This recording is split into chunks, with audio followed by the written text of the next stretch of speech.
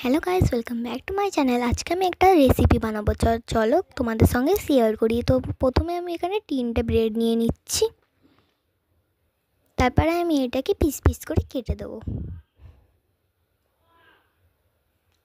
তো চলো কাটা যাক। আমি এখানে 3টে ব্রেড নিয়েছিলাম, তারপর আমি আরেকটা নিয়েছি কেন কি আমাদের প্রয়োজন ছিল, কেন কি একটুখানি তো হতো না, তাই না আমি আবার নিয়েছি। ঠিক আছে, তোমাদের যতটা প্রয়োজন ততটা নিতে পারো। আর আমি এখানে গরম করতে দিয়েছিলাম তখন 1 লিটার দুধ। তারপরে অনেক ভাল লাগছিল আমার হাত দিয়ে করতে। তো চলো এবার আমি দুধেরটা দেখাই। তো আমাদের রান্নাঘরটা একটুখানি অপরিষ্কার, তো তোমরা অত কিছু মনে করবে না। তবে আমি গ্যাসটা জ্বালিয়ে দিচ্ছি। তারপরে এখানে যে 1 লিটার দুধটা ছিল ওতে আমি চিনি ঢেলে দেবো। এবার তোমাদের প্রয়োজন মতন দিতে পারো। আমি এখানে 2 চামচ দিয়েছি।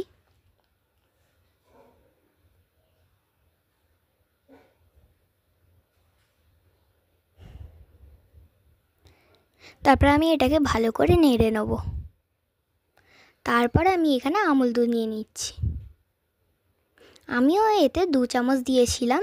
তারপরে আবার আমি 2 চামচ দিয়েছি কেন কি অনেক পাতলা লাগছিল। তোমরা এতে চাইলে কাস্টার্ড পাউডারও দিতে পারো।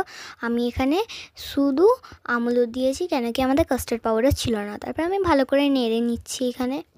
তারপর আমি গ্যাস জ্বালিয়ে ওর পাশে একটা প্যান বসিয়ে ওর মধ্যে ওই যে ব্রেডগুলো ছিল ওইগুলো আমি ঘি দিয়ে ভেজে নেবো।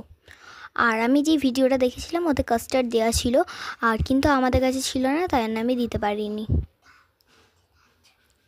তারপর এখানে আমি ভালো করে ব্রাশ করে নিচ্ছি। তোমরা চাইলে এমনিও রেখে দিতে পারো।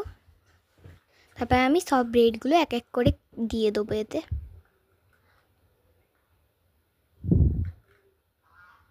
তারপরে আমার এখানে দেওয়াটা হয়নি, আর তারপর আমি পুরো ফাইনাল লুক দিয়ে দিয়েছি তোমাদেরকে। তারপরে আমি কিছুটা আলমন্ড কেটে এমন করে কেটে নিয়ে তারপরে আমি ওই যেটা বানিয়েছি ওর মধ্যে দিয়ে দেবো। ভালো করে পিস পিস করে কেটে নেব। আমরা এই সঙ্গে সঙ্গে ভিজিয়েই আমরা কাটছি, তাই না অনেকটা শক্ত ছিল। তো এগুলোকে ভালো করে কেটে তারপরে ওর মধ্যে দিয়ে দেবো। তারপর আমি এখানে এগুলোকে দিয়ে দিচ্ছি।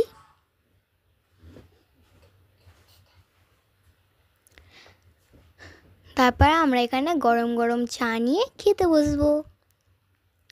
তারপর আমি এটাকে টেস্ট করছি। অনেক ভালো খেতে হয়েছিল, এটা অনেক ভালো খেতে হয়েছিল, খালি একটু মিষ্টিটা বেশি হয়ে গেছিলো কেন কি লাস্টে দিয়েছিলাম। বা